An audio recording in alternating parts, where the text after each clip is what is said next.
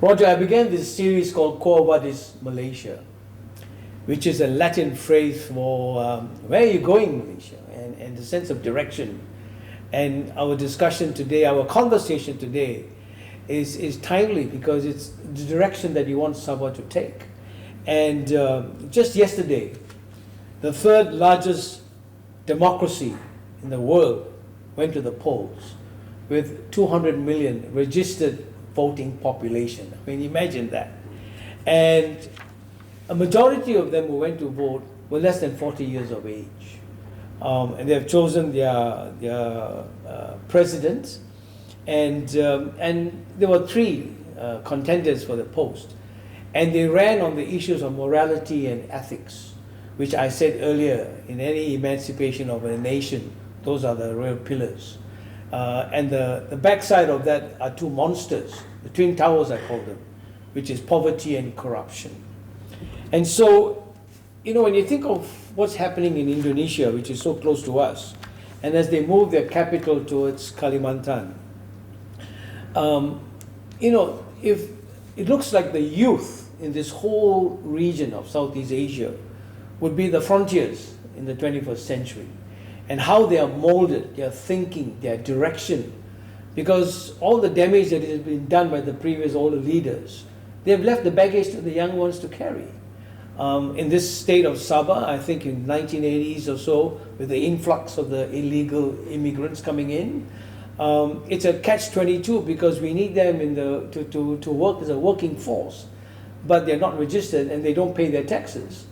And so when you talk about 40%, and of course Singapore got 60% because they have a population of 2.7 million in 1963 compared to 500,000 a year. My point is that social media played a big role in the presidential elections in Indonesia. Now, I want to congratulate you on, as you're talking about the young adults and SYBIL, Sabah Youth, Industry and Business Leaders. Is that correct? Yes.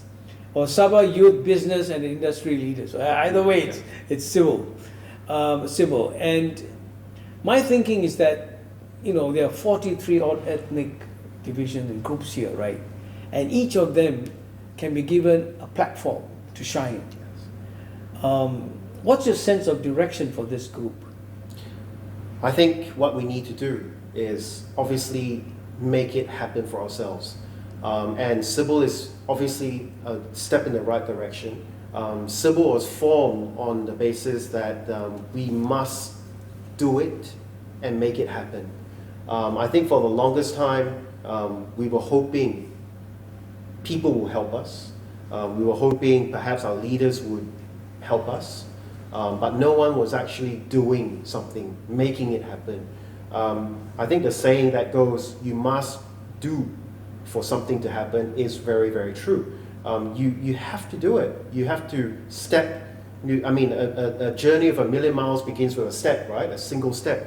So SYBIL is that hope that we will take things into our own hands and we will make it actually happen. Because what you need to understand is Sabah's future in the next few decades, with the move of Kalimantan to Nusantara, will be focused in this region. Right. Yeah? This region meaning Borneo, meaning the Bimpiaga region, including Philippines, Indonesia, Brunei, and what have you. This region is going to be where things are happening. West Malaysia, Peninsular Malaysia, wishes and hopes that they can have a piece of the action. And they are trying very desperately to do so when we are right in the epicenter of the whole thing. So what we need to do, what SYBIL needs to do, what Sabah needs to do is have the right leadership, guiding us in the right way, Absolutely. giving us the right policies, facilitating things so that we can make this new few decades happen and pivot our reliance on the Malaysian government, federal government to this region so that we can make the future into what it is. And I think, and I believe that is how Sabah will develop and it will evolve in the next decades to come. We need to make things happen for ourselves and focus on this region. And if we do that, we will be a thriving state, we will be a thriving Sabah. Absolutely, and that's a powerful vision. I mean, I've got it here that the teacher of wisdom, Koheleth, in the book of Proverbs, in chapter 29, verse 8, it says here, where there is no vision, the people will perish. But he that keepeth the law, happy is he. And so there's a blessing for those who keep the law, and I'm sure your life is so blessed because as you have a vision for the young people, the young generation, I always talk about the sandwich generation. They're young enough to have their children at home and work for them, and at the same time, because of great health facilities, the parents are living longer, so they have to feed both mouths and they are sandwiched. And what is a normal club sandwich is now a triple-decker, and so if there's a lot of cleaning of the house within Sabah has to be done first.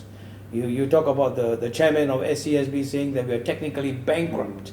You talk about rice production. You talk about so many areas of food securities. And until there's a cleaning house, then the young generation can look forward for the next 60 years and agree that time will come when all this will happen, and a lot of thanks to you.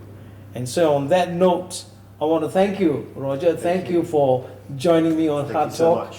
I've enjoyed this conversation. I've learned a lot from you. And I hope that those who are listening in will continue to read and keep in touch with all the articles that are written by Datuk Roger Chin. You follow you. How can you follow you on Facebook? LinkedIn, Facebook. You can LinkedIn, look for me. Facebook. Yeah. And my articles are posted there. Yes, and there's one that I found very helpful on the YouTube, where you spoke about this particular special grant. And so it's a special one, as they call it, the third force, whatever force it is.